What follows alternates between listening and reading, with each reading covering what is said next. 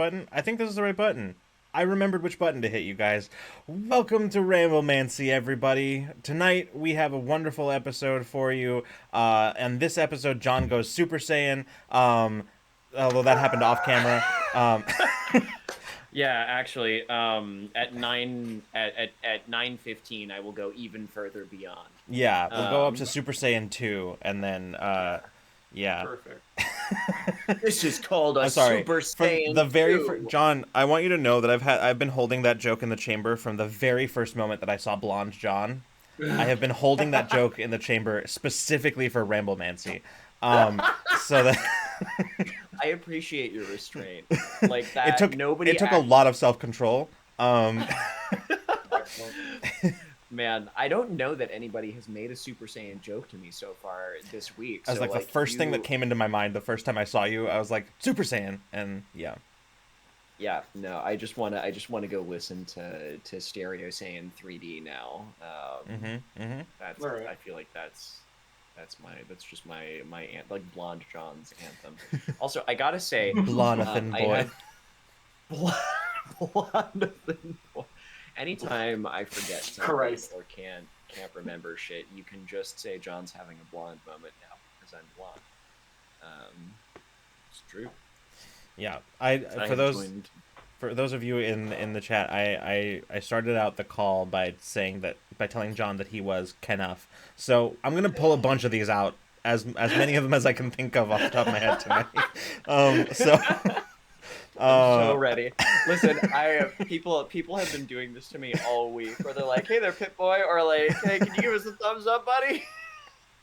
Yeah. Or the Spike from Buffy. See that one I see the most. Like unironically, that is the one that I see the most. Yeah, there it is. Pull it back, like he had it like slicked back. Yeah, I have a little bit too much like pomade in there for it to want to do that. Yeah. Well, welcome everybody. It's been a hot minute since we've rambled all here, all at the same time together. Our faces to your face. Anyway, we are here doing our last Ramblemancy of the year, actually. Because we probably aren't gonna do any during it's weird space between Christmas and New Year's. Because why would we do that? That's such a short span of time, and why? When we could be all dramatic about this one being the last one. We can make a big hullabaloo about this being the last Ramblemancy. Exactly. Thanks for clipping that, Matt. So yeah, no, tonight we're just gonna hang out, have a good, nice, free range ramble. We're gonna just chill and talk about whatever we think about, because I'm sure since we rambled last, lots of us have had a few thoughts. We've probably had between the three of us at least a thought, and probably worth bringing up here. And so yeah, we're gonna do that. But before we do, I will say that just this past week, just on Wednesday, Tomorrow is Dead season 2 had its mid-season finale. I was very excited about that one. I'm very excited. We just had a meeting with the whole cast to talk about what comes next and kind of like figure out where the characters are right now, and like kind of figure out general trajectories of what we want, like what they want the characters to do, at least in the next session. So yeah, I'm very excited. It only gets more intense from here. If I'm being honest, this is actually the point where the season starts. But yeah, I'm very excited for it. But anyway, you can check out Tomorrow is Dead and catch up. What better time to catch up on the zombie show than during the holidays, you know? It's all there on YouTube. You can find it. It'll be very cool. For real, pew pew. The brain cells have occasionally fired. Good times. Yeah. The brain cells have blessed us with thoughts these past weeks. I was very glad that the brain cells were firing PAX weekend, because who boy did I need them. Yeah. And then like after that, they just all turned off. I spent probably I spent like a good 3 consecutive days just underneath my cat on the couch at my parents' house in Rhode Island. Yep. Mm-hmm. um, Yeah. which I don't have a topic off the bat, but have you two heard the story? If I'm going to like tell any PAX story, have the two of you heard the story about how Ray gaslit me for 2 hours and it was the most fun I've ever had on Saturday night yet? No. This is great. You tell this story, John, while I do that thing that I forgot to do, which is fill my water. I will be able to Excellent. hear you though. So, So yeah. some of you in chat have heard this and some of you have not, but I played a game of Blood on the Clock Tower Saturday night at PAX. I had never played Blood on the Clock Tower, and Blood on the Clock Tower is a social deduction game in the vein of like Werewolf or Mafia. It's got this big fuck off grimoire that the game master can like put the manual and everybody's roles in. It doesn't need to be that big and dramatic, but it is. It's very like it's kind of like Lovecrafty, like cosmic horror themed. There's like an eldritch demon loose in the town and a minion of theirs, and then a bunch of townspeople who have different like roles and abilities. So like, you know, the innkeeper, for instance, the innkeeper townsperson, for instance, can keep 2 people safe every night, but one of them becomes drunk. And the game master can give drunk people, like characters who are drunk or poisoned by the minion or the monster, um, misinformation. So I like it's a really interesting game. And we were playing. The group was like me, Ray, Bree, a bunch of like board games industry friends of ours, Jamie Daggers, who does like fun painting streams, Tiffany Lay, and a few other like folks. But like basically, Ray and I were kind of the central like 2 friends to that group. And so at the beginning, I was like, Ray and I are going to be killed fucking instantaneously. We're like hunted for sport because the way that the game works is like there's a night period where like each person is woken up individually by the game master silently. You point at, you know, whoever for whatever your effects are. You go back to sleep. Then the next person, you wake up. Some people are dead, some people aren't, and then it's your job during the day to go talk to everybody else. If you're the demon, convince them you're not the demon. If you are, kill people and keep them off your scent. Demon wins if they kill everybody. Townspeople win if they kill the demon, even if the minion is still alive. At the beginning of the game, passing out roll tokens, and I get a token. I get the red token that says like Shogalath or something on that, and I'm like, fuck yeah. So every night I can kill 2 of the 9 players at the table, excepting who I could kill, but I don't want to. So like at the beginning of the game, our game master David comes over and points, like wakes me up and points at the person who's my minion. Well, that's my minion. So I know who not to kill. And then like the game begins, and I'm playing like out of my mind, like managing to keep people off my scent for several turns. The biggest mistake that I made was not talking to Bree enough in the first couple of rounds, because anytime I play social deduction games with friends, I just like hug the people that I know the best. I'm like, we'll figure it out, or they'll kill me. It'll be fun either way. And so like the game's going very, very smoothly until we arrive at a night where one of the people that I killed was the Moon Child, whose ability is they choose a player when they die, and if that player is good, they die the next morning. And so we go through the day, and then everybody goes to sleep. I point at some new people, and I wake up, and the game master looks at me and goes, "John, you're dead." I was like, "I'm the demon." I was like, "What the heck?" You know, because only if the player is good are they supposed to die from the Moonchild's ability. And I was like, what the hell? Okay, maybe something else killed me, because I was pretty sure. I think that like the Gossip's ability might have killed me. Like there are a couple of roles. Mm-hmm. Like, there's a couple of other roles that might have killed me. But I knew that my minion was the mastermind. So they didn't win. The townspeople didn't win immediately because I get one more round. Right. If the mastermind minion is in play, and if the mastermind can convince the townspeople to kill someone, then we win anyway.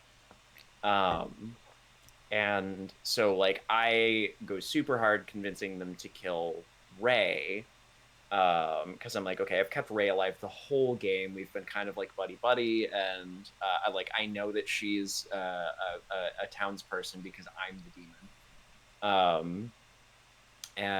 But I was like, yeah, safest bet. I know for sure that if I kill Ray, we win. Convince everybody, use my like posthumous ghost vote to kill Ray. Um, and then we wake up again the next morning, and I was like, wait a second. We should have won there, but even if we didn't win, the game should be over because I was the demon. And then Sylviana convinces the last remaining person to kill Alkali, one of Ray's mods who was demoing for Resonim, who had been resurrected at one point in the game, because like my monster ability was that sometimes the people that I eat, one of them gets like spat out the next day. Mm-hmm. At the GM's discretion. And so then at the end of the game, like Sylviana, the mastermind, convinced the last remaining person with a ghost vote to kill Alkali instead. And then we wake up the next day, and the game master goes, okay, the demon and the minion win. And I was like, hold on though, that took one extra. What happened? And Ray turns to me. She's been sitting next to me the whole time. Ray turns to me, puts a hand on my shoulder, and goes, "My love, you're the lunatic." And one of the game, I looked down at the paper, and one of the game rules that I had read only at the beginning very briefly says, "The lunatic, you believe you are the demon. You are not." Oh my goodness. So at the beginning of the game, I was handed the demon token, and Ray was handed the lunatic token, which meant that Ray was actually the demon. And so Ray spent the entire game. I would be woken up, I would point at people, I would go to sleep, the game master would come over, tell Ray who I'd pointed at, and then she would just choose the same people every night. God. So for 2 straight hours, I was convinced that I was playing the best fucking game of Blood on the Clock Tower I'd ever played. Like, first game out of the gate, get the demon, killing people left and right, setting up for a mastermind victory, because like Bree had figured out that like John's sus as fuck. He hasn't talked to me at all. And so I'm like, it's okay. I think I have sown enough discord that now that I'm dead, I was like, Ray was like, I watched your soul leave your body. That's awesome. That's so good. I have never had more fun playing a social deduction game in my fucking life, and and it was a perfect storm too, because Ray and I are like the two, like the kind of like friends that everybody in that group of people knew. Mm-hmm. And so like everybody like was kind of, so we wound up just using, because my plan was I'm going to use Ray as a smokescreen, and Ray actually being the demon was like, I'm going to use John as a smoke incredible screen. It really is. So, and now that I know that the lunatic world exists, like I will never have the same kind of experience playing Blood on the Clock Tower with that playset again. That's amazing. So much fun. That's so good. I have found, because like I've said before, I'm not like the biggest fan of board games in general, but I've been watching a lot of YouTubers like playing board games and stuff like that, and what I've realized, because I have more experience now with board games through mostly watching, I've been able to figure out what kinds of board games I do like and what kinds I don't. And the kinds that I do like tend to be either like these really weird, noodly resource management type games, or they are like, I'm talking the kind that are like more complex resource management than Catan, right? Like, oh wow. I prefer the weird. Anyway, that's not important. That, or like social deduction games, and those are like my favorites. I love social deduction games so much. Yeah, it's so fun. I love those. But yeah, that sounds awesome. Yeah. So that was the highlight of my PAX weekend. After 2 very busy days working the Possum Creek booth, I had such a good fucking time. Are we talking about John getting gaslit by the lying game? Yes, we Mhm. are. We are. And I wasn't gaslit by the game so much as I was lightly gaslit by the game. I was masterfully gaslit by a Yeah. dear friend of mine, That's incredible. which is my favorite part of social deduction games, is just gaslighting and being gaslit by your friend. It's a great time in the Take that correct one out of context. context. Yeah, clip that, take that out of context, but yeah. Yeah. Um, yeah, that's good. That's very good. I have it's not the same, certainly not to the same degree, but I do have a recent uh from our home D&D game where I spent an entire session gaslighting the players and so well that like it was and the reason that I was doing it was exclusively for the sake of because this was like around Halloween. This was like our spooky game, our spooky session, where basically there were these creatures that would pop out of another dimension, would take somebody, and then like disappear back into that other dimension. And when they did that, the memory of that person would disappear with them, except for the vague feeling like everybody was like vaguely aware in the background, like that there was another person, that there had been another person, but they couldn't for the life of them recall who it was. Yeah. And so I started doing that, and I started doing it by telling them first, like when they would be like moving around and exploring and whatever. I would tell them whenever I'd refer to them as a group, I'd tell them the incorrect number of people that were there, which was like so when they'd split off and like when they split up a couple of times, when I would tell like one group the wrong number of people that was there, and yeah, I just kept doing this for a while, and like none of my players called me on it because they thought I was just making a mistake. So none of them called me on it. They're just like, okay, Like sure, all whatever. four of you, and there are three of them, right? Yeah. And eventually it came time for them to divide up their watches for the night, and I was like, oh yeah, it. And I took my opportunity. I was like, oh yeah, it divides up pretty evenly between you, and you. And if you let this person sleep the whole night, then that should be enough for everybody. And then like, and then you realize, wait a minute. It is in the realization of like trying to divvy up watches where you realize like there's somebody missing, and they're like, what? Who's missing? And they're like, I check around, and I was like, everybody's accounted for, but you know someone's missing. And like to the point that I even gave them like a new horse that like that had never been mentioned before. And I was like, yeah, there there's six of you, there are seven horses. And like including its equipment and everything like that. I just kept doing this. And it got to the point where it worked so well that they started genuinely believing that maybe they had brought an NPC with them and forgotten about them. And like but like never quite believing it, but never quite disbelieving it enough to discard it. And so Mm-hmm. yeah. Never again, when I play the demon in Blood on the Clock Tower, will I be fully certain that I am the demon. Like, after having been the lunatic one time, I'll be like, Yeah. but what if? Yeah. What if?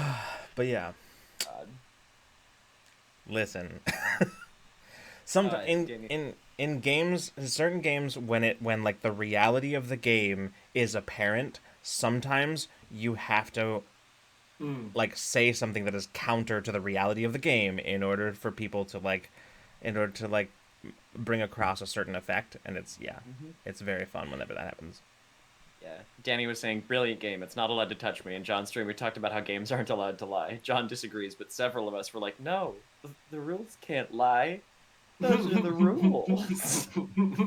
And my take was that the rules are allowed to lie in very specific contexts in pursuit of a certain feeling for gameplay, which is the like on the like purist to anarchist scale. Like I'm over here kind of on the anarchist, and I'm like, Yeah. you can do what you like. You have to have some consistency, but you can slip from it a little bit if it's in service of in this case it's a cosmic horror themed like game. Yep. So like not it's already a social deduction game. No one's supposed to trust anyone else, but now you can't even trust yourself. Can you? Yeah, that's so Which good. is a central, like, which is, I think, like, honestly, I think that's a central, I think it's a really well done playset for Blood on the Clock Tower, because that to me is one of the central horrific elements of like cosmic horror, is the inability to trust one's own perception, the inability to trust one's own mind. So A It's really plus Yeah, game design, 10 out of that's 10, very would cool. play again. It's psychological horror almost, you know? That's kind of Mhm. what I'm, the idea I'm getting absolutely. from that. That's really interesting. I have to trust the game, please. A tether. It works for cosmic horror. Don't touch me. I'll have a panic attack. I understand. There are many other Blood on the Clock Tower playsets. I think that would be great. Just don't play with the Lunatic Day. That's very cool. Yeah. I realized Yeah. that we sort of launched directly into a topic kinda on this one, so I didn't have an opportunity to throw you under the bus, John. I know. I was so I threw myself under the bus. I was I just like, know. I've got a topic. You have I wanted to be able to do the thing where like I'm like, yeah. so what are we talking about tonight? You know? Yeah. Well, you see, you know what John did, right? He has brought the Kenergy. So See, it's not. it's Okay. okay, cool. Don't See, laugh. It's not. I I Don't set you up. dare. The thing So is, I was bad. setting myself up for a similar joke, but Oh you took God. it and just sort of spiked it over the net for me, and just making a different joke. Because what I was gonna do, I was just setting it up, and I was gonna be like, Damn. I'll just do it anyway, and I'll be like, all right, so Tintin, what are we talking about tonight? Yeah. That's No, like also. it's literally just like chat, Freeman and Lucas tonight playing Bump It, Set It, Spike It with making jokes about my hair, which I'm super here for. It's a It's good just look though. God. It's a really good look. No, I it like looks good on you. It's just when things It's change, different. I have to make note of them, and Yeah, repeat I that also. observation until it is no longer yeah, for the sake of comedy. For the sake of comedy. Absolutely. It's so like I had not seen Bree since Sunday at PAX when Mhm. I came over to do the cosplay stream on Tuesday. And like before it's good to see you, the first thing Bree says to me upon opening her door is blonde.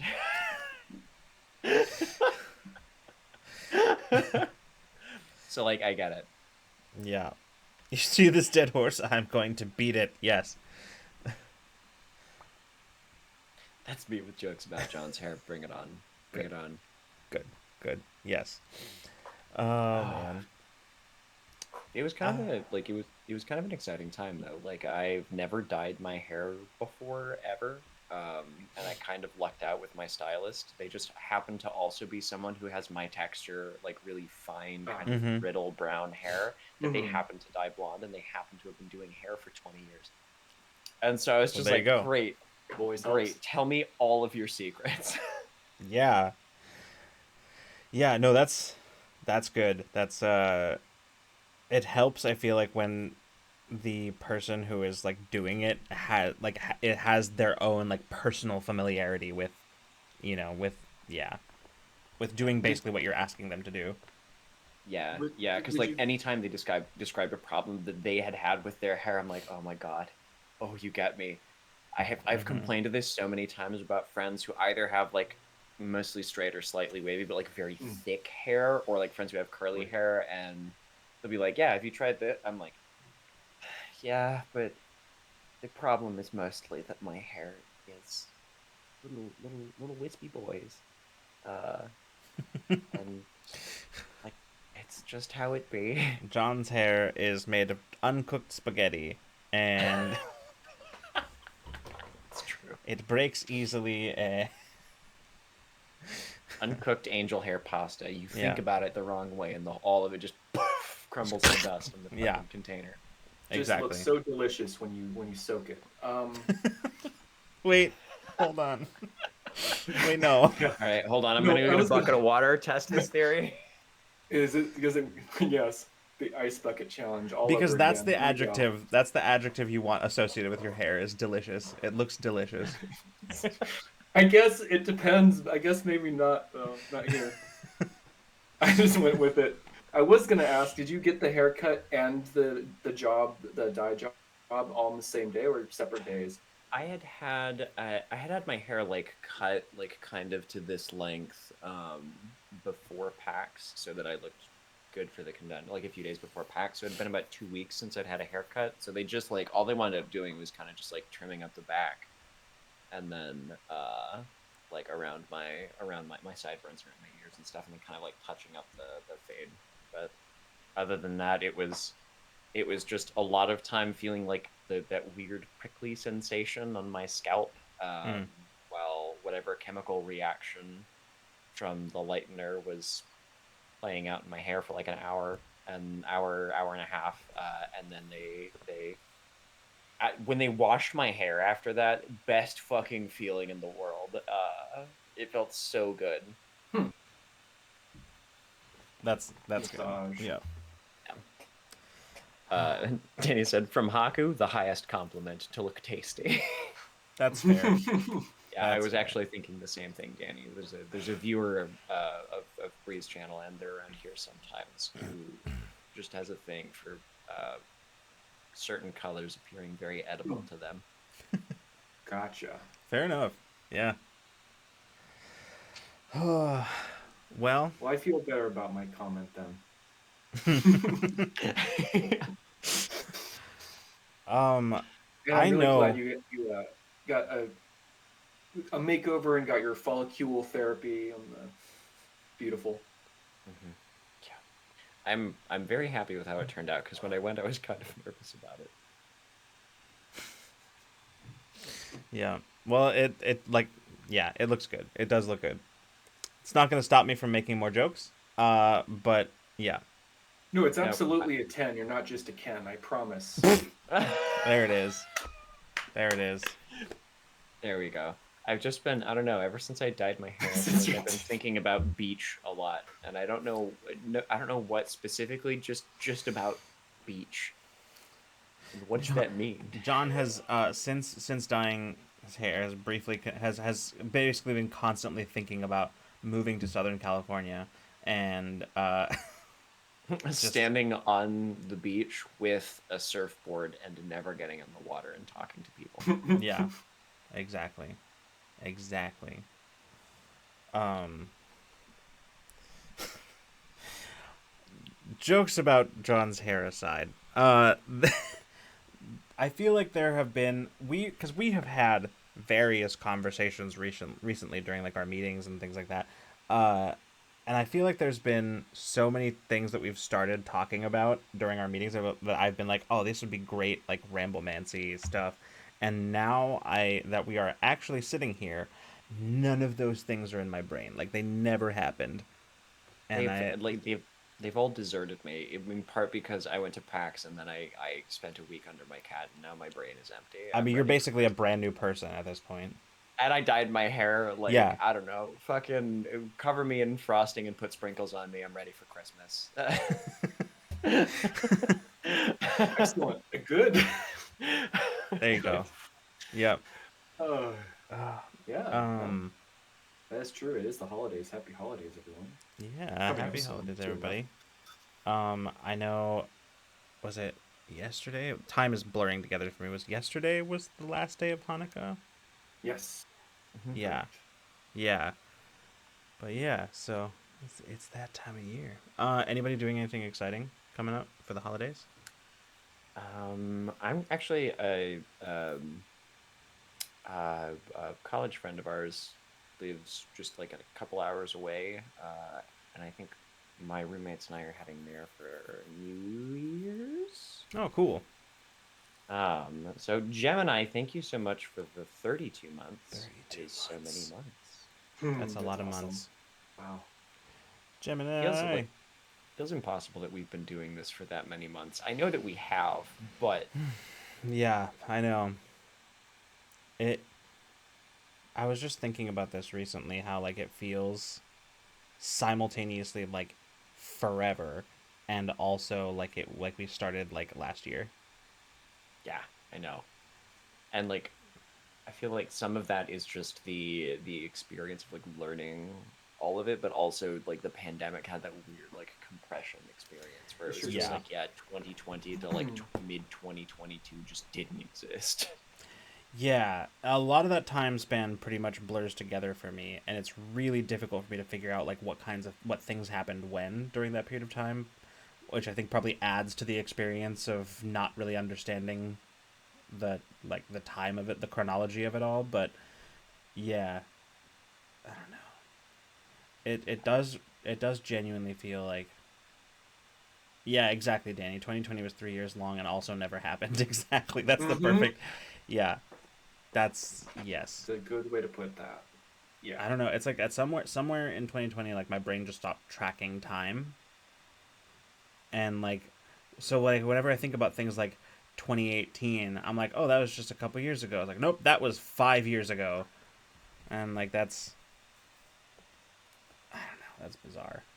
Somewhere I have a calendar or a couple of calendars that have the days crossed off on each day because I did do that right when I got laid off in March of 2020. I started crossing the days off. Yeah, I don't know what compelled me, but it's a very strange thing to look at, yeah. like the physical calendars. It's like, okay. Newly Human says, I was thinking earlier that there had to have been a first time I was in this chat, and for the life of me, I could Hmm. not tell you. I have always been here like some kind of entity. I Would you see. like I see what you did there. And yes, it does sort of feel like that in a lot of cases. What's up, John? I was like, would you like to know the very first time that you chatted? Because I actually did pull that up. Ooh, okay. Ooh, that's interesting. Time, Uh, time is a construct. The moon is haunted, and there is no cow level. That's as yes. Thank you, a Gemini. as a channel moderator, I can actually go look at people's message history. Oh, Ooh, fair. Uh, That's right. that's exciting. That's true. yeah, so I can actually tell people what like actually what I can say. I can tell people what they sent as their first chat, but I can tell you the first time they sent a chat. Ooh, okay. Now I want to know. Yep, me too. Newly Human, we're digging into your past. Specifically on this channel, but we're digging into it. We're on the case. We've got our best. Mm-hmm. We got our best man on the case. I'm ashamed that I don't have any of my I know.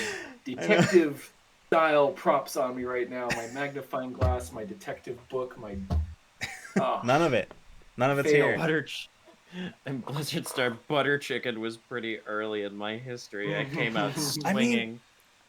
I know you're right, Danny, but like I swear you were here a ways before that too, though. Because like by the time you pulled out the butter chicken, I already like was familiar with you, like in the chat and elsewhere as well. So like I don't know. I feel Oh, the it. I don't butter know. chicken. That was so much. I'm pretty sure. Okay, hold on. I'm gonna go back. I'm sleuthing a little bit here. I need to go back to 2019 in case you were Ooh, wondering. Oh, Uh, goodness that was me. 4 years ago. yeah, sure was. That was a one hell of a Gen Con. Right. Those were. Borderlands January, February, could be. March, April, May. It was May 20. It was May 22nd of 2019. 5/22/2019 at 20:08. That was your first chat ever in our chat. What was it? I want to know. Hey, things are happening. Was this when Ramblemancy was at 7 and not 6 too? Probably. Yeah. Yeah, that makes sense. Because that Yeah. wasn't that long ago. That was literally like Yeah, true. even just That's last true. year. So Yeah. Well. yeah. Yeah. That last year feels like a ways away too. Yes, it does. Actually, that might have. Did we do Dungeons and Dorm Rooms was. Well, we were just doing Ramblemancy before Gen Con 2019, right? Our first AP was early 2020. No, that's Okay. not true. No. Dungeons and Dorm Rooms was in 2019. It started in May. Okay. Yeah, and it was Wednesday nights, right? Yeah. Yeah. Mhm. So this was during Dungeons and Dorm Rooms. Really? Yeah. Well, that's. Wait, Newly Human has been. Wait, Newly Human has been around Rule of Lore stuff since Dungeons and Dorm Rooms. Really? DNDR, baby. Since That's DNDR, wild. baby. That's wild. Anyone else want me to check their chat history? Is that tonight on Ramblemancy, we look up your Rule of Lore chat history. Oh goodness. I won't read out a bunch of comments unless you tell me to. But mostly just like, do you want to know what do you want to know when and what the first thing when you chatted? As opposed to now, when as a freelance worker, I'm just fancy. I know. New human. Oh my We're gosh. sparkling unemployed. Gemini, that newsflash. We're 17 days from today becoming last year, and I don't know what it is about that statement that sounds so ominous, but it really truly does. Oh. 785 messages, Danny. I wish I could search them. That would be so much fun. Matt says I came in right before Infinite Horizon. I thought it was longer than that. Because I remember you were definitely. I remember seeing you in the chat for sure, Matt. Like, maybe not as a regular, but there was a brief period of time where you were semi-regular, and then there was, I think, a gap where like I didn't like see you much at all, and then all of a sudden you were just here all the time, and that's kind of how it's been ever since. But I remember there was definitely a period of time where you were coming during Ramblemancy when Jess and Fern were around. Mm-hmm. Yeah. Yeah. The first few times... Okay, Danny, your first chat ever in Rule of Lore was 2/14/2020, which was a Friday. You came in with a Caitlyn raid. So actually, that was the first few times that you came in, and then I think it looks like the fourth stream. I think the fourth stream you were here might have been during the fundraiser we were doing during the George Floyd protests. Oh. Yeah. I feel like a lot of people came in during that and sort of stuck around. Mm-hmm. Like, because we were doing stuff before that, but then I feel like like that was kind of like our first, like, I remember after that, people who had like come in sort of for the first time during that were just regular for a while, and not everybody stuck around, but like there were people after that like, yeah. So that sounds right to me. Yeah, we had a lot of fun. It was an unfortunate reason that we were doing that, but we also did have a lot of really fun, cool stuff going on for that stream. I will never ever forget the dramatic reading of the Eye of Argon. Oh, that was so good. Oh my god! And chat donating for different accents for people to rotate through. Mwah. Yes, that was very fun. Yeah, and then Danny, oh no, go ahead. I was just gonna say, Danny, you started hanging out for Borderlands streams with Brie. Mm-hmm. That makes sense. That's so funny. Sometimes I think about like how it's hard for me sometimes to, like, when I think back to those things, I sometimes forget that like Henry was part of some of those, because Henry was definitely part of the Eye of Argon stream. Yep. Oh yeah. Absolutely. That was yeah. Henry was fucking crucial to so that landing. That was so good. I do funny voices pretty well, but like Henry truly was a cut above at that. God, that shit was so fucking. I was rolling, like I was the one who was producing that part of the stream. I was fucking rolling in my chair. That was so funny. I had to mute myself constantly because I was just in hysterics. Oh man. Gemini says, I've spent way too much time thinking of how Infinite Horizon could have ended. I know. We spent a lot of time thinking about how Infinite Horizon could have ended.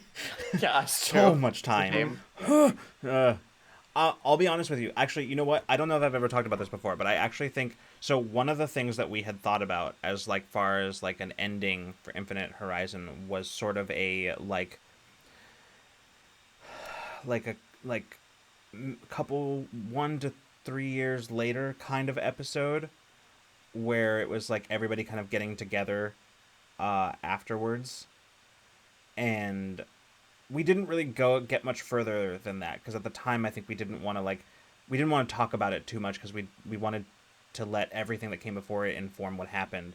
But in it, I briefly thought of the idea of playing with like Taeyeon and Ada's like time travel stuff, and having like some kind of like maybe they wouldn't be present, but maybe there was like some kind of like nod to them in the future or something like that. Um, yeah, I don't know. I hadn't really thought it out, but that was sort of that was some of my thinking for like at least for like the epilogue episode. I really didn't think about. Uh, yeah, we we thought a really hard about how to like run that because I think when we were thinking about the ending of Infinite Horizon, we were under a time crunch because there was going to be a period of time where we're so close to the end, but scheduling plus like the end of that year being hectic for like at least three of the people involved made it so that we had to be done by a certain time. So John and I did so much work trying to figure out how we were gonna possibly wrap things up in like just a few handful of episodes, and in the end, we just like ended up being like, we can't do this. This is not gonna work. So yeah, in like I am sad that we didn't get a chance to like bring that to a full conclusion, but at the same time, I also know that I think it ended the only way it could have ended, in the sense that where we were, it felt like we were all forcing it at that point, like both like with all of us wanting to do it, all of with the timing of things, with just like things that were entirely out of our control. It just felt like we were trying to put the square peg in the round hole, and it just wasn't happening. But yeah, Yeah. I don't Not know. to not to derail that, but now all I can think of is the that's right. It goes in the square hole. I know, I had the same thought too. That's right, the square hole. Also, I appreciate the fucking mutually assured destruction here between Danny and Amethyst. Like, I'm innocent. Statute of limitations. You can't ban me for the old butter chicken. It's okay. You're not presently in danger, Danny. If you listen, as long as we steer clear of reliving butter chicken, I think we'll be okay.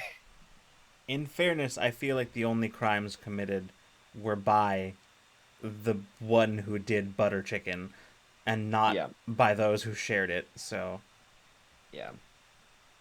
Yeah, listen, I love butter. I love chicken. But it gets to a point.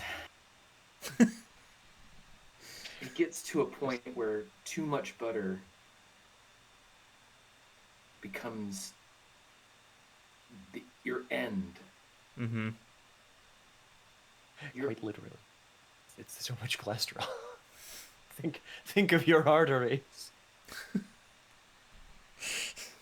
My arteries, it screamed. Anyway, yeah. But now I'm looking at recipes of actual like butter chicken curry things, and now I'm really hungry. I might have to make this sometime. That does Sorry. That does sound very good. Cleansing my mental palate, as you were. There's a world in which Rule of Lore is like a weird YouTube variety channel, and we do like cooking episodes, and we make butter chicken for content. Okay, but like if we did that, here's the thing. If we did that, it would 100% have to be. It would have to be us doing just the most out of pocket nonsense. Yeah. Like Has to. just trying shit and going, this could be good or it could be really really bad. Let's see what happens. Yeah, we make recipes that were written by that seem like they may have been written by AI, and just don't eat it at all, please. Just as an experiment. You know what actually would be really fun is to do like a regular ass meal, just a regular dish, right? And then randomly generate an ingredient that we have to incorporate into that. We're just playing Food Network game shows now, and as somebody who, listen, everybody has their guilty pleasure media. Okay, my guilty pleasure is fucking it's It's Food Network competitive cooking games. I love them. They're ridiculous. Doesn't stop me. Right? Mhm. Chopped guys grocery games. I live for Yeah. that shit. It's so silly. And like one of the funnest things about that like medium is that sometimes you'll be watching Beat Bobby Flay and there's just a random cooking YouTuber on there. Like you're just a guy who makes YouTube videos and you're in a fucking studio on Food Network. This is incredible. Because I'm pretty sure Andrew Rea binging with Babish has been on some Yeah. Food Network I shows feel and like stuff. we would call it something like food roulette, only I'm sure that's already a thing. I'm sure that's already a thing. Mm-hmm. But yeah, Maybe, probably. I bet Who that's can the say? thing. I would be shocked if it wasn't. But yeah, God, we do not have the budget for something like that. We would never. Just the like, just in ingredients alone. Mhm. I know you would wind up spending so much money on food. Like, and that's the kind of thing is like you'd have to have like for those kind of things like the YouTube video would really have to be doing they would have to do some pretty solid numbers in order to both pay you and pay for the editor and Yeah. pay for the Mm-hmm. the Yep. um the the cost of the materials for the video. Also, yeah, Matt, you have sent a lot of messages in our chat, and so I have turned off I've like unclicked the scroll wheel on my mouse and I'm just letting it spin. Oh, you're still looking. You're still No, I looking. just saw that Matt was, and so I'm just gonna Ah, let it scroll there you for a go. while. I see. There you go. That was an episode of Ramblemancy that we had Brie on back in like March, where she was talking about K dramas. Um, Oh, Hmm. okay.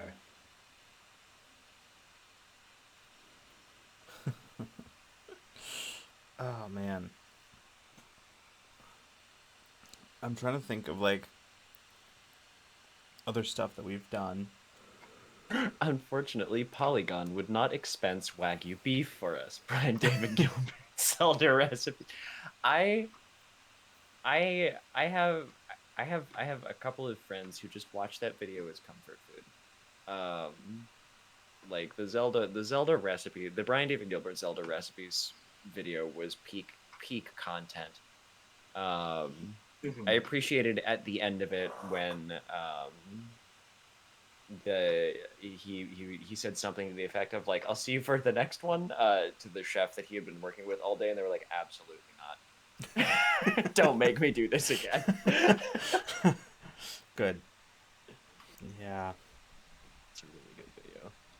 I haven't watched much of Brian David Gilbert's recent stuff, but I know he pivoted into like last I knew he had pivoted into a combination of weird psychological horror videos and also weird music videos. I feel like there are one of two ways that you go as a content creator online, right? Once you finish the endeavor that you are become known for, there's one of two ways that you can go. One is to become just like one of the kinds of content creators who just like their whole channel is like a shallow excuse to like promote things so for their own Mm-hmm. like you know uh sponsorships and stuff like that. And the other one is to go into some kind of weird psychological horror type or horror related things as a way of processing the actual horror of being a content creator. It's all a Anyway, metaphor. Mhm. that started out as Wait, a bit, but the more I talked, the more I was like, nope, this is just reality. And Right? It's like, what? become hold on. upsetting. Exactly, Newly Human. What's up?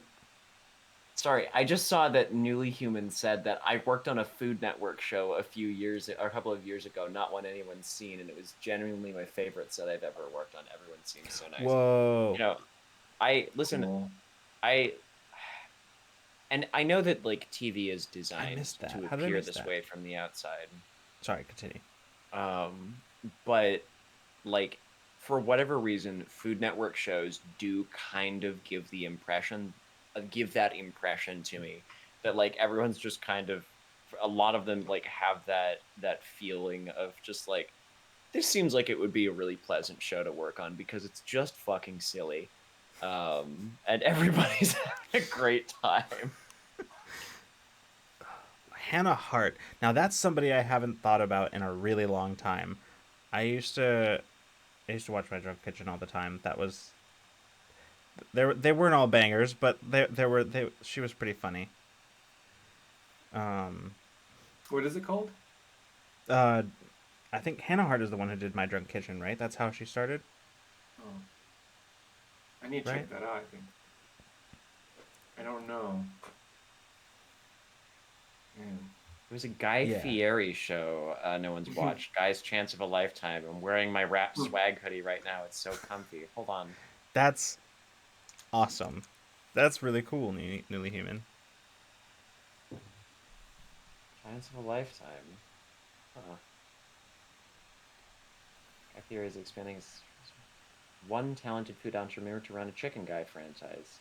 Guy chooses 7 top candidates to participate in the most intense, high-stakes job interview they could ever dream of. Become the owner of the newest location of the Chicken Guy franchise. Candidates must prove they can successfully lead every aspect of the food business, from culinary to marketing to hospitality. They have their destiny changed forever.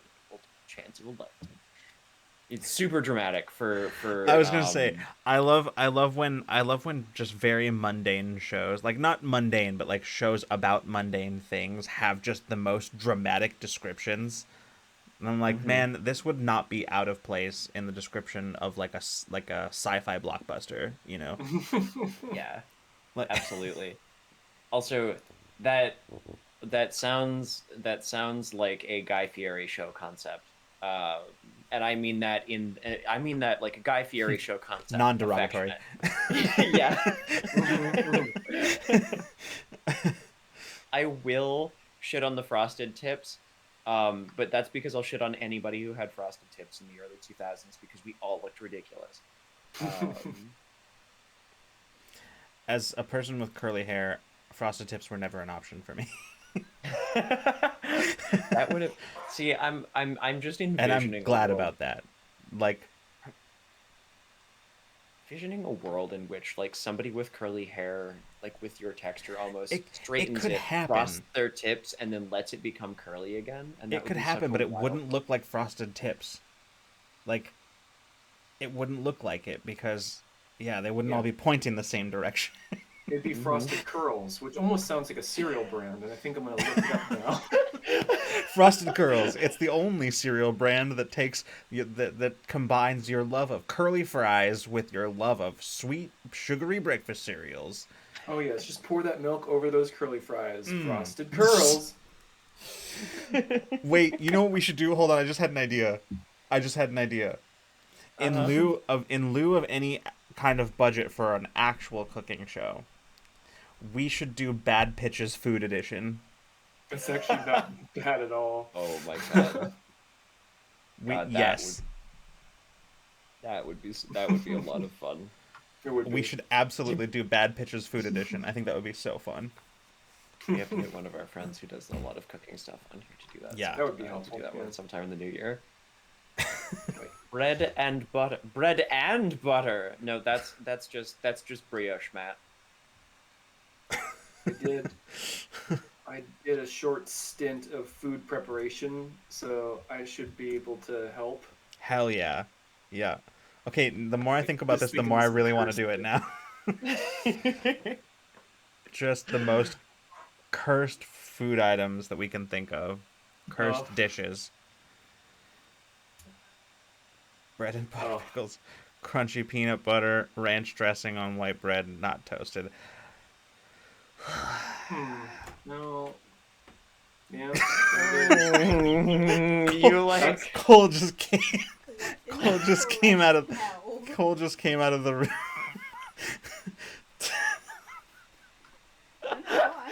That's when we need the second camera, that comes on I from didn't do behind this, and does okay? like I'm just reading what chat said. I'm just Oh reading what my. chat said. Don't look Oh at me god. like that. Listen, Don't look at me Matt, like you that. had me going like I'm not saying that I would like that, but that is a set of flavor profiles that could theoretically work to get. And then I saw untoasted white bread, and I was like, no, no, do not put that floppy shit on. Um, oh my god, Matt. I just scrolled past the part in your chat history where you were yelling about me making kobolds and trench coats, which was my first ever game, and now I'm all nostalgic. My first ever game did actually come from speaking of like thinking about like end of year things where now like this Mm-hmm. year I started a game and it went very well and now I have like kind of two games in development for next year. Um and a third one kind of on the back burner that I'm like working on writing to make eventually to make eventually. I'm just like the first game that I wrote ever was a joke that we made on this stream, which was You have two I stats. Kobold and Trenchcoat. Um, and I wrote a game about it, and now I make game for living. Shit's wild, man. Yeah. That's, I know, truly wild. There's a poll? Oh no. Uh, Well, this certainly is an amethyst poll. An amethyst poll. Yep. I can't see what's in the poll right now because I'm still scrolling back to find Matt's original Fair. chat. Fair. I'm searching for the source. Oh, man. Oh, I'm trying to think of, like, I know we've had, like, it bothers me that we've had conversations like in our meetings, in our like staff Mm. meetings, that then like I note them down mentally, which is my first mistake. Um, and as like these are great for Ramblemancy. We should definitely talk more about this then, and then we just. What were we We talking need about the other day? That it wasn't even in the meeting. It was just when we were hanging out in Discord, John. We were talking about Oh, something. Oh, I think no. I know what I'm thinking of. I'm just thinking of my D&D hot takes from the other day. mm. That's what Oh it yeah. was. Uh, I can't remember what your D&D hot like. Me I don't neither. like in this moment. I can't recall what the hot takes were, but Oh. I remember us talking about them. I was like just half distracted because I was listening, but I Yeah. was also working on I Crave the Loop at the time. Yeah. What was So it? What were we talking about? What did I say? It's harder to think of now because I'm not presented with like oh, hold on. It's coming back to me. We were talking about the idea, the sort of pervasive idea that um a DM shouldn't just decide ahead of time that an event will take place. They should create the potential for an event and then whatever. And my hot take is sometimes as a DM, you just have to decide that a thing happens. You just have to plan for a thing happening, right? Like, mhm. because sometimes not everything has to be something that your players interact with. Sometimes it is simply an event that gets your players moving down a path, you know? And that's the purpose of it. And I think that was the hot take that I had.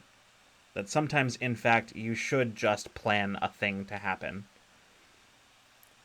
Like, obviously, don't, you know, push for that thing and uh, don't make it happen by, like, removing anybody's agency. But it's like, sometimes, like, it's okay to just say this thing happened. Yeah, absolutely. Hmm.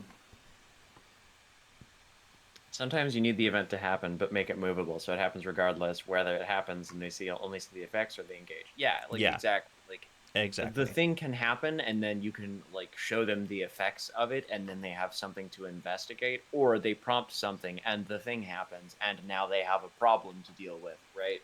Yeah. No, There's that's a lots of very ways.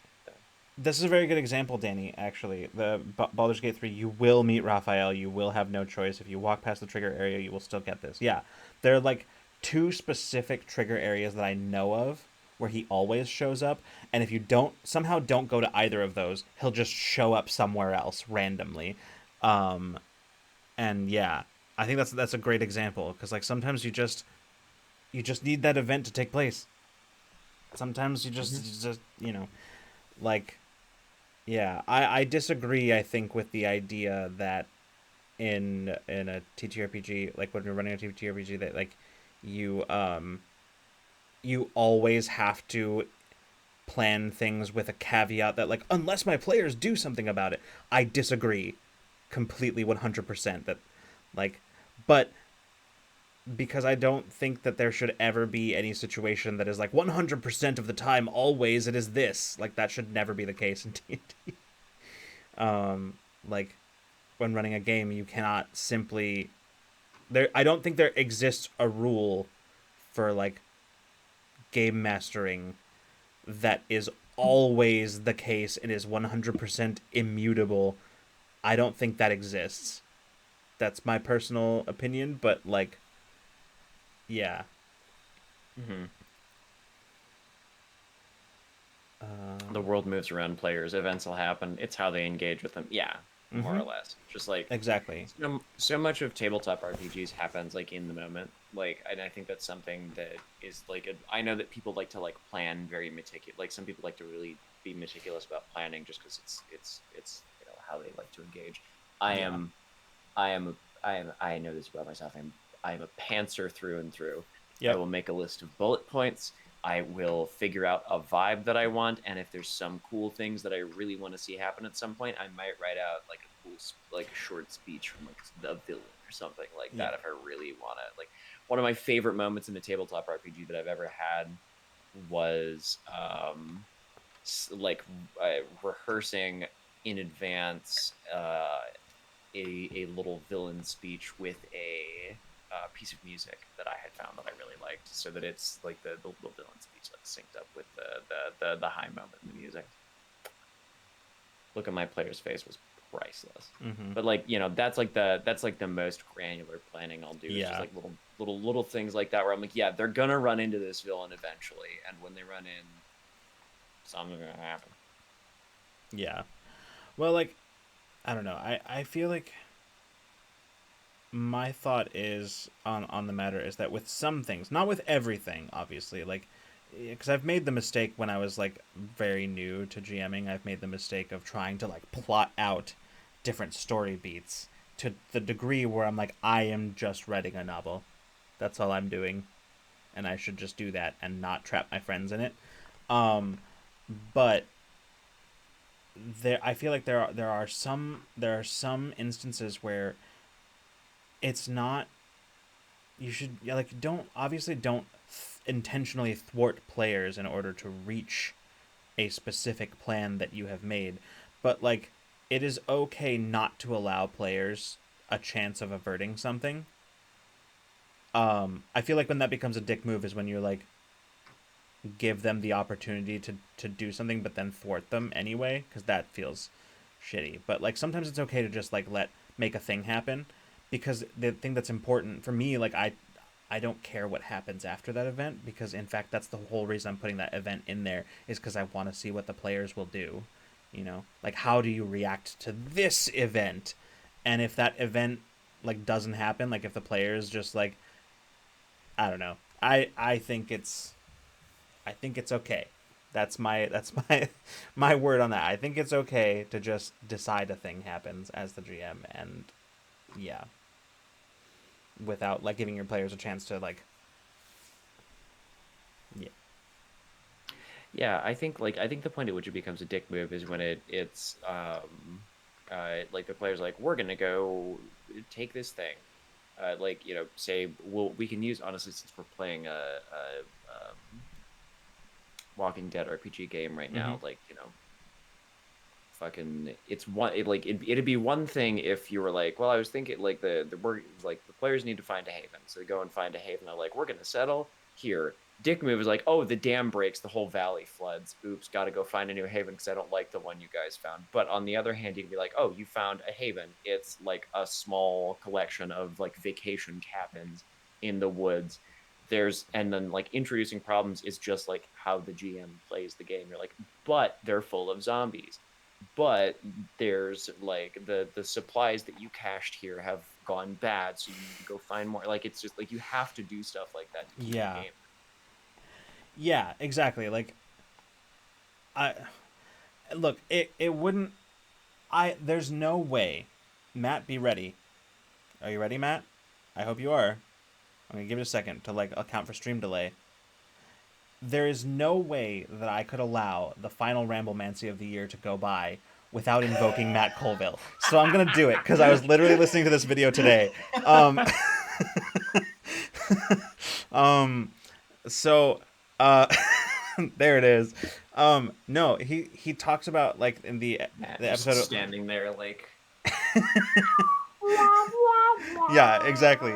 No, he talks about Exactly. in his episode on engaging your players that like action heroes, which like D&D characters are absolutely action heroes, are reactive. Like the best action heroes are reactive. They do everything in their power to avoid doing the thing, and then until they are given no choice but to act, right? And I don't know that I agree with that specific sentiment, but the idea that specifically I don't know that I would go to that extreme, but the at least not with D&D. And I don't think that's what he's saying either. He's talking about like action heroes in movies. But the idea I think is solid that D&D characters should be reactive in a lot of ways. Proactive is nice. We love proactive players, but also reactive characters is good too. Like proactive players, reactive characters is what I would say. That's the sweet spot for D&D, you know. yeah.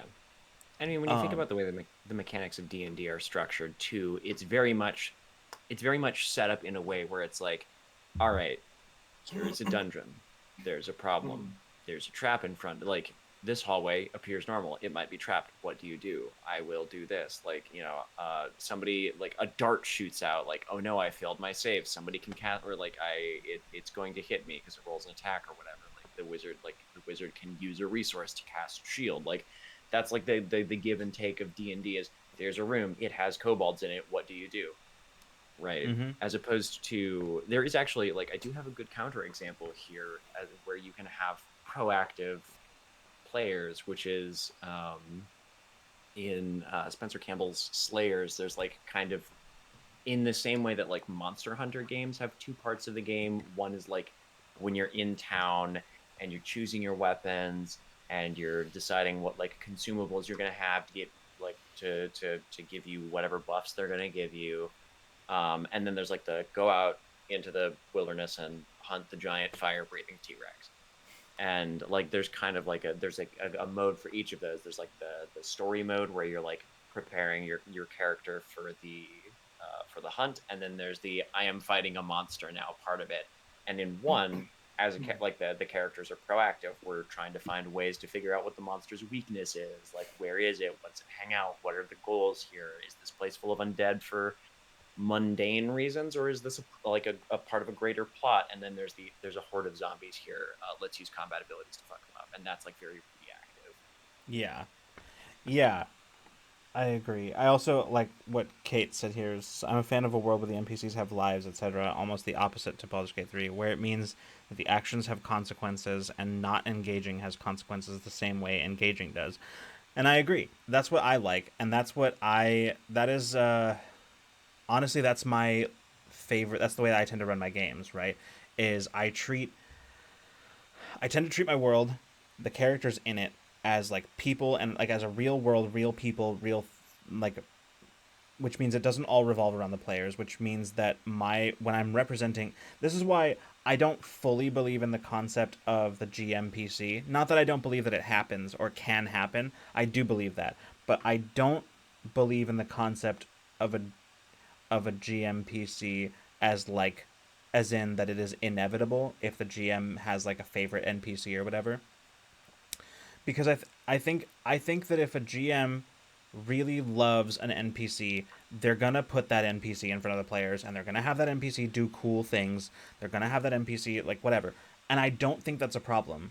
I disagree with the philosophy that NPCs have to always take a back seat to the players. Like I think that they should not be forefront in the action, but I think that NPCs should have their own opinions about stuff and should voice those opinions, right? Like because it's not so much, and maybe this is just the players that I have, right? Maybe this is more just the players that I have, because I think the players that I have trust enough to know, and they know me well enough to know that when an NPC is saying that, it's the NPC that's saying that. It's not me, the DM, telling them what to do, right? Like it's me trying to faithfully represent what I think that character would actually do and say and think in that moment. Um, and I think that's a healthy place to come at running a game from, right? The idea that your job is to yes, put the things that you like and think are cool into your world and into your game, but also your job is to faithfully represent the people and the world itself, right? Like, and I think as long as you come at it from that, I don't think that I think you can certainly make mistakes or overstep in certain places, but I don't think that you can be really truly in the wrong doing those kinds of things, right? If Mm-hmm. you are earnestly doing that and not just using that as an excuse to be a dick. But like, yeah. Um yeah, exactly, Kate. An NPC saying that sounds like a terrible idea is valid because they have a perspective the way that PCs do. It also lets them have reasons to ask you for things, and then quests, etc. feel less arbitrary too. Yeah, I'm a fan of a living world where the player characters' actions naturally follow this sort of like prompts and stimulus that they're given, I guess. Where like a thing happens and then they react to those things, and their reactions to those things means that uh there are more things happen as a result of their reactions, and then on and on and on down the line. That's a campaign, baby. That's what a campaign is. So, yeah. Also, great opportunity to be an unreliable narrator. Absolutely, that's a very good point, Newly Human. We love a trusted NPC who like tells you something and you believe it because they're a trusted, well-liked NPC, and then it turns out that they weren't telling you the whole truth, or they were spinning things a certain way because they knew you wouldn't help them otherwise. Uh-huh. Because they have their own internal lives and conflicts. Yeah. Or my favorite, no, you should charge in and die. To die in battle is the best. Also true. Yes. It is also very fun sometimes to intentionally have NPCs voice things that you know the party is in no way going to agree with or go for. That can be very fun. Um, it does, but I also think, in addition to being just fun, it also does, I think, help players believe in the world just a little bit more, right? Because if the Mm-hmm. NPC, like, it's even if the NPC is suggesting something that is insane to do, the fact that the NPC is suggesting something that the PCs themselves would absolutely not do means that there are other perspectives in the world that do not align with theirs, which makes solipsism a much harder position to approach the D&D world from. So, yeah, I'm all for it. I think uh yeah. Sorry, I trailed off there at the end because I suddenly had a different thought related to TTRPGs about. I know we've talked about it before, but I don't know that we've talked about it specifically. It's TTRPG buzzwords. Oh man. What's everyone's favorite TTRPG buzzwords? Favorite Alternatively, or what's your least least favorite? favorite? Yeah, there you go. I was gonna say, I feel like most of the time these are derogatory. Yeah. Um, I feel I'm gonna the elephant in the room here is definitely going to be railroading. I was Uh, not sure what you were gonna say because it was either gonna be railroading or metagaming. So those are the two that I hear thrown around a lot, and neither of them are ever used. I think in the way in the way that they should Well, be. it's There's because I think everybody has their own idea of what Mhm. those things mean, and nobody can quite agree. And so whenever people are talking about it, they both assume they're talking about the same thing, but they might not be talking about the same thing. Yeah, that's true. And I suppose like one of the things that I really appreciate about games where there is a diegetic or like in-game, in-world transition between one state of the game and the other is really fun, I think, because that gives like that like trains you almost to know like what metagaming looks like. You know, if a game has two explicit modes, you are in preparation mode, you are in fight monster mode. Like the game being that way tells you yes, you're going to you're metagaming right here. That's what you're doing. Yeah, but yeah, I'm gonna go honestly to answer this question, John. To answer your question, John, I think I'm gonna go with something that I think is a little less obvious. I'm gonna Mhm. say agency. Oh. I think is one of my.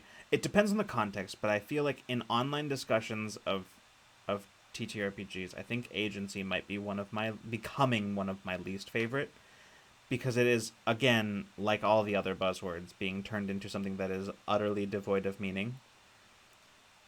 Because I did recently see, in like a comment thread, um I don't remember the context, but I do recall, um oh, I do remember the context. It was about somebody like talking about like their homebrewed uh mechanics for making like wilderness survival a little bit more, you know, part of the game, by changing the way that long rests work. And I was immediately taken by it because I was like, okay, this is interesting. I've tried to mess with long rests as well for the same purpose. So let's see what this person says. And I liked their idea. I thought that it would be a little bit too, it would put too much onus of bookkeeping on the players, but I thought it was overall a pretty interesting idea. And I was okay with it additionally because they said, "What do you guys think?" I'm thinking worst case scenario, we try it out and then it just, if it doesn't work, we just scrap it, right? If we don't like it, then we just scrap it. Which to me seems totally fair, but somebody in the comments came at him with a well, cuz okay, so part of the mechanics involved not necessarily getting your spell slots back from a long rest, and having Mhm. to basically ensure that your safety, your camp was safe in to a certain Mm. extent before you were able to get the kind of long rest that would give you your spell slots back. And somebody was in the comments saying something to the responding to something to the effect of like, well, why do you want to do that? Why would you want to do that? I don't understand what would be fun or interesting about that. And the guy was like, well, it's mainly to like make it so that they have some really interesting decisions to make. Like it's basically to like make sure that they can exercise their agency, right? And I was like, yeah, I kind of agree with that. That's kind of interesting. I don't know that this would work. Maybe it will. Maybe it won't. I don't know. But it seems kind of interesting. And the person was like, "Oh, I actually think that this is taking away their agency, because what you're doing is you're giving them less options. Like, what if they decide to do this, but they can't because they don't have the spells available to do it? That means that they can't do that thing. Then you've taken that choice away from them." And the guy responded, was this person was the OP was So patient. much more patient than I would have been in this situation. I probably would have just ignored the person. But the OP was like very patiently explained, like, well, agency doesn't mean having all options available to you at all times. Like, some of the most difficult and interesting choices that PCs make is when they are limited for options and they don't necessarily have the optimal choice in front of them, right? And I was like, that's a Man. very good point. And like that's what his Mhm. like design was going for. And I was like, that's, you know what? Yeah, fair, I mean, man. I bet that's a very compelling point. What I immediately think of is the end of Critical Role 1 in the Mm-hmm. fight with Vecna, in which Vecna begin like towards the end of the fight when he's low on health, he attempts to plane shift away. Mm-hmm. Um, and Sam Riegel as Scanlan has the opportunity to counterspell that. Is an 8th level spell slot and a 9th level spell slot, knowing full well that one of the other player characters, the moment that Vecna is dead, will be reclaimed by the god of death.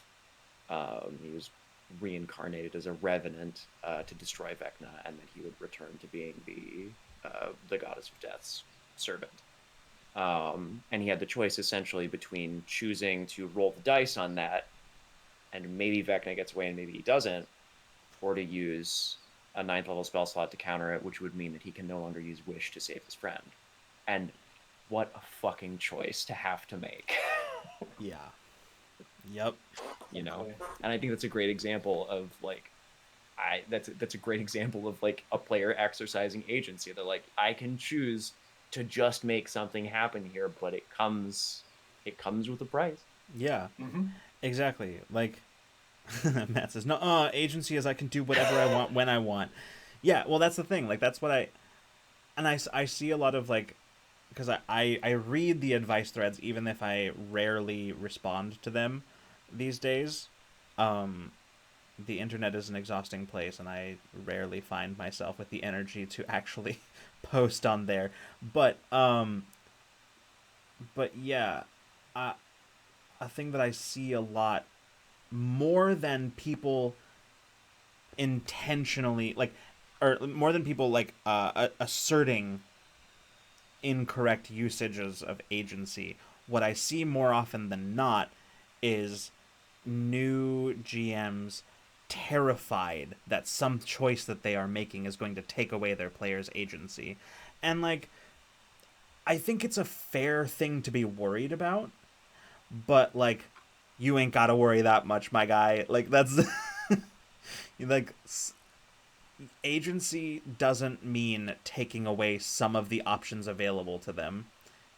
If anything, that's the best way to get them to exercise their agency, is to take away the best case scenario, remove the best case scenario, and then let them choose between the two worst case scenarios. Which one is least bad, right? Like, that's, I think, a more interesting choice. In fact, I think it is more of a choice than here's the objectively good option and the objectively bad option. What kind of a choice is that? Nobody's gonna, if they have an objectively good option in front of them, that is the choice. Like, nobody's gonna, it's not a real choice between a good option and a bad option. That's not a real choice. So. Yeah, and Kate makes an excellent point, which is the fact that you're worried means you won't take their agency away from them and rail Yeah. them. Like, yeah, exactly. And, like, and if you do, then you will walk it back or make it right in some way, you know? And I think that's, yeah, absolutely. That's well said, Kate. Absolutely. Yeah. And like the biggest thing to me is like I said earlier, like the GM's job is all about introducing complications, right? If you're running a game, that's kind of the role that you serve in the story. Because like if you think about your favorite media, your favorite novels, let's use Lord of the Rings as like the iconic, everybody knows what this is example.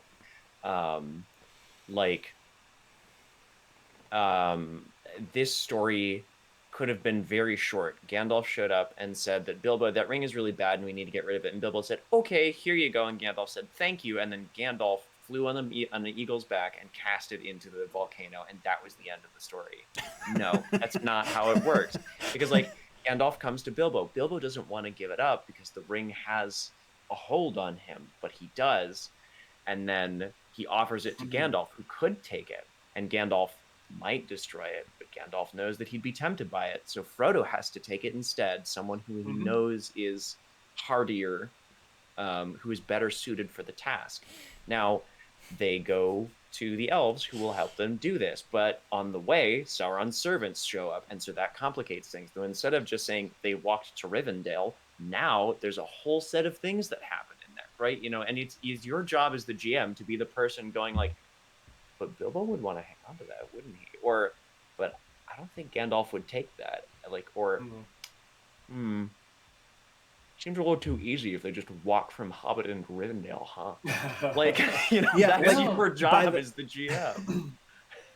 Yeah, by the same logic that like this person in the original like comment thread that I was reading, right? And that by the same logic, like it's taking away their agency to put combat in front of them, because like what if they didn't want to be in combat? Like, oh no, there's a monster. Or maybe there isn't. It's like that would be the worst GM ever. Worst GM is like it's like a monster appears in the path before you, or maybe it doesn't. I don't know. What do you guys think? The GM, while everyone is getting ready for the game, slides the first player at the next to like the nearest player to them a note on like half a sheet of college ruled notebook paper that says, "Do you want monster? Yeah, check yes or no." Like same style as like, "Do you like Yeah, me? Check yes, no, maybe." Like, Schrodinger's Oh monster. gosh. Yes, exactly. Run the I whole want D and D game like a quantum entanglement problem. Oh my god. I'm sorry, but now I can't not see. This is about the eagles flying to Mordor. Ignoring that part, just the fact that like if Gwaihir the Wind Lord got his hands on the ring, how terrifying like an all powerful like Wind Lord eagle being would be.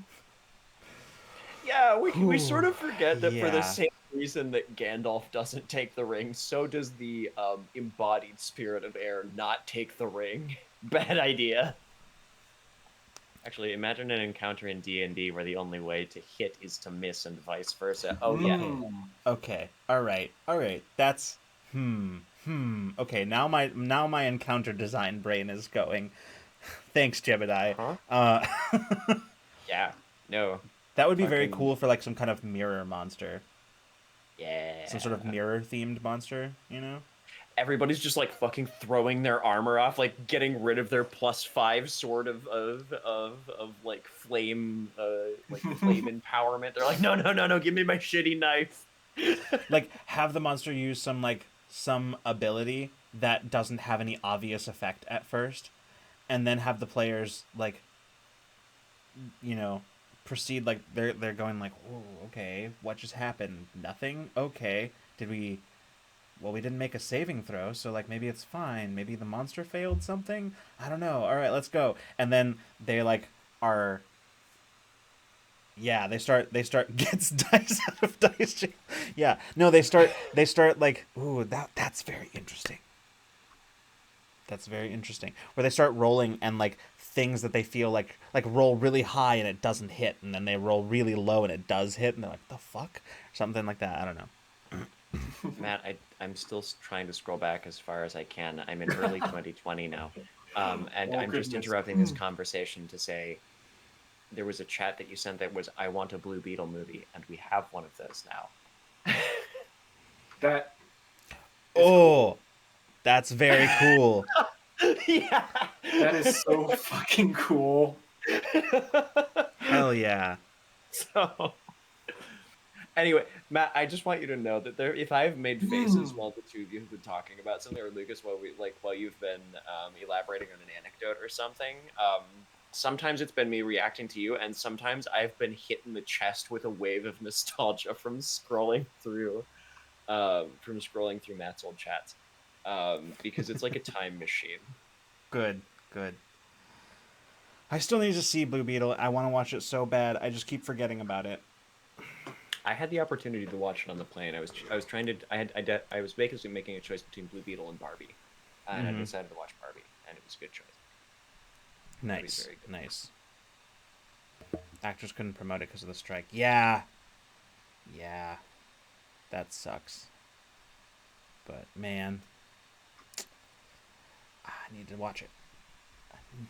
Where's Cole? Cole's not in the room. A Okay. few things I need to watch too. I also need to watch the Blue Beetle, also Barbie. Barbie's really, really good. I've only listened to the music from it. Yeah.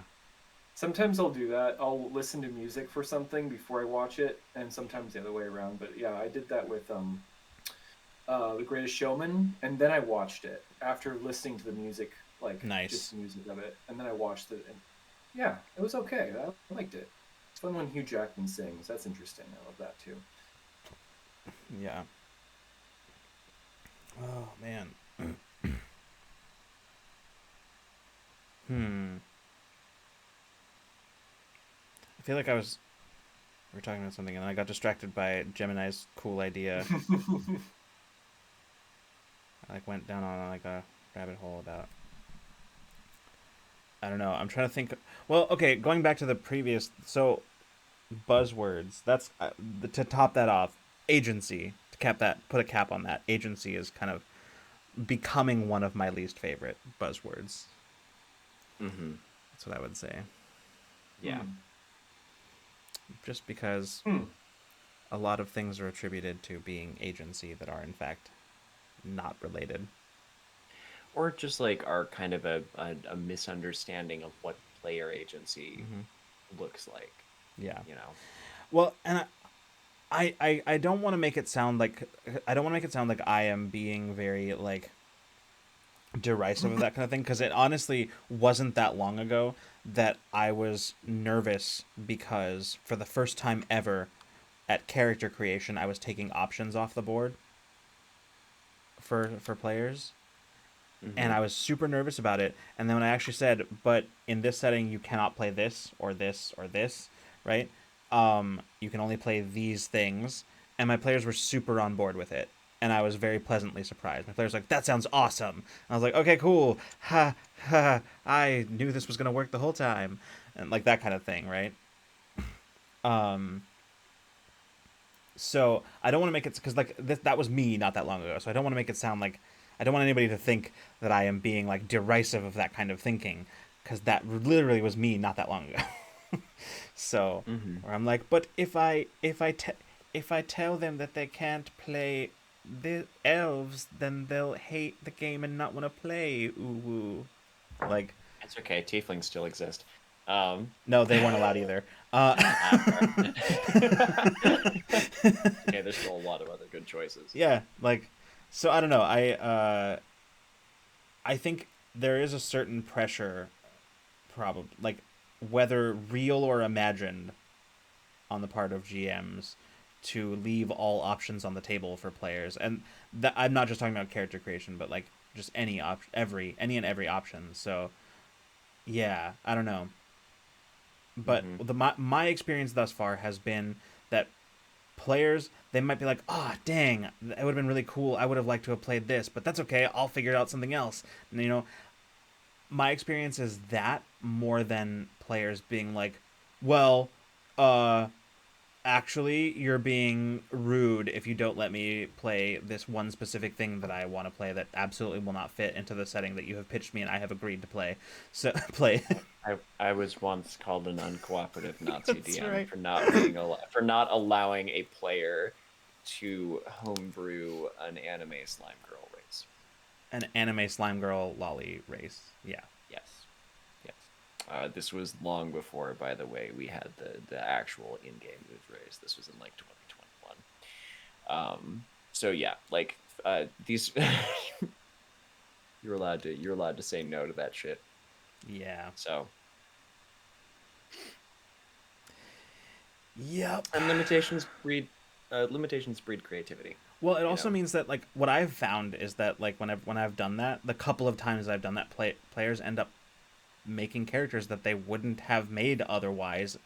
Um, and like I'm not saying that they love those characters necessarily, but like they've tried something that they wouldn't have tried otherwise. Had other options been available to them, and I think that's yeah. Yeah, it's kind of nice sometimes to be Mhm. pushed away from just like I should make a character for this and not be pushed to not reach for the things that are always on like the shelf within easy reach where if Yeah. I glance over there's like Furbolg Tiefling Elf. Mm-hmm. I'm like, okay, sweep those away, let's try something else. Yeah. You'd be. I mean, like honestly, you'd be surprised at like how many people I talk to about D&D who, when I talk to them about wild magic sorcerers, had no idea that wild magic sorcerers had class features besides the wild magic surge table. Like wild magic sorcerers are awesome. They have the coolest, like they are a great support like subclass, because you can absolutely like especially once you get to like 6th level, because then you can start influencing your allies and enemies' roles, and like that's very cool. Mhm. Um, so like I think that shit's very cool. But you'd be shocked how many people I talk to who have been playing D&D for years and literally have no idea that wild magic sorcerers have a class feature besides the wild magic table. It's like I don't know, it's the only one that I ever think about. Yeah, it's because it's the biggest and most like uh, what's the word? It's the spectacle feature. You know, Hmm. that's the biggest sort Mhm. of like that's the Mhm. one on the front cover. You know, Like like when you think of rogue and it's the assassin rogue that rolls 50 billion d6 and auto crits on the first thing, is like I deal Right. 200 damage yeah, and then I do nothing for the rest of the fight. and nothing for the rest of the fight because I will miss every other attack and uh, and then that is my one and only thing that I can do for that turn. So that's all I do. Yeah. So. Yeah, Mhm. not a real example from personal experience.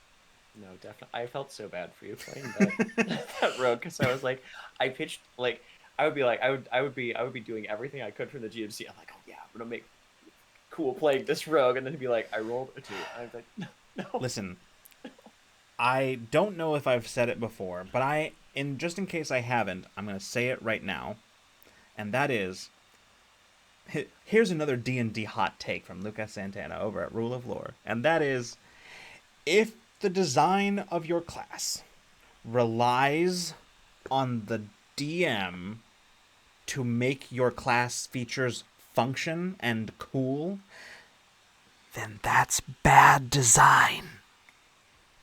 If the entire burden of making your class features relevant and interesting is on the DM, that's bad design, my guy.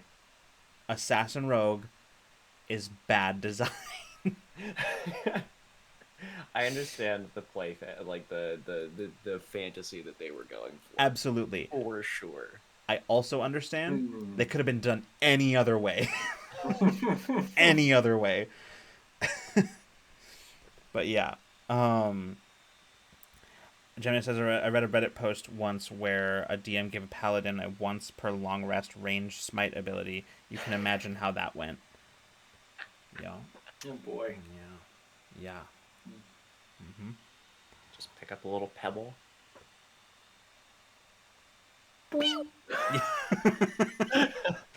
Yeah. And then All right. 25 d6 radiant damage.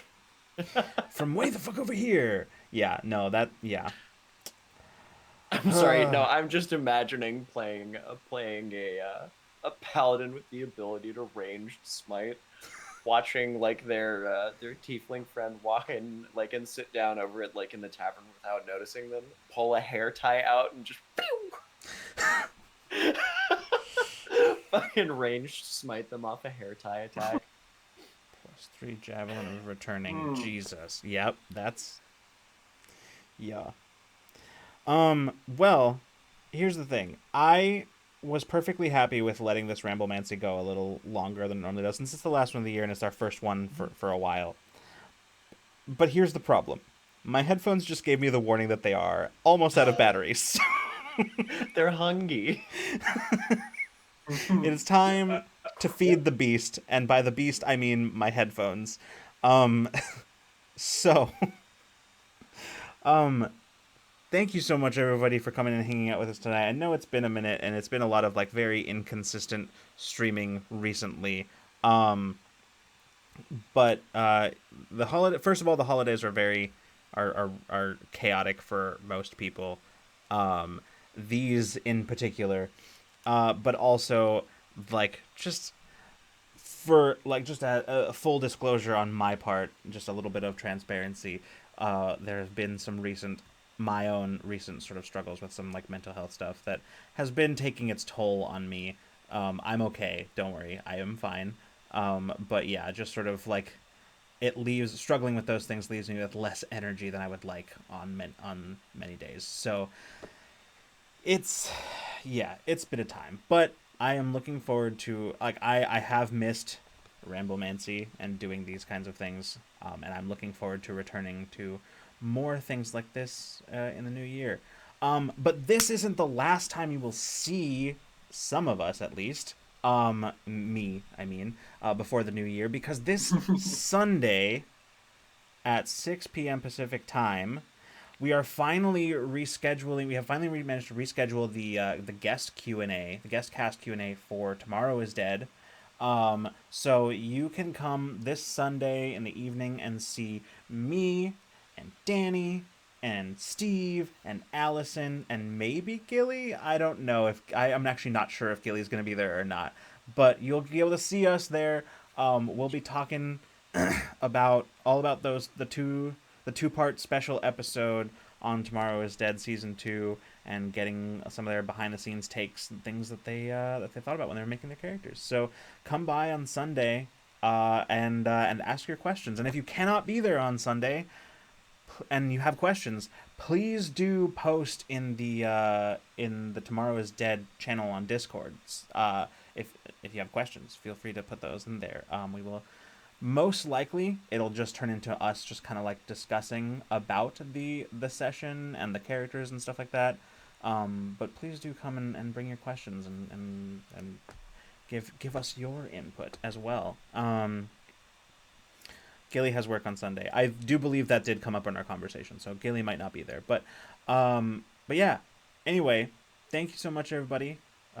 We will see you in the new year when we return with Ramblemancy.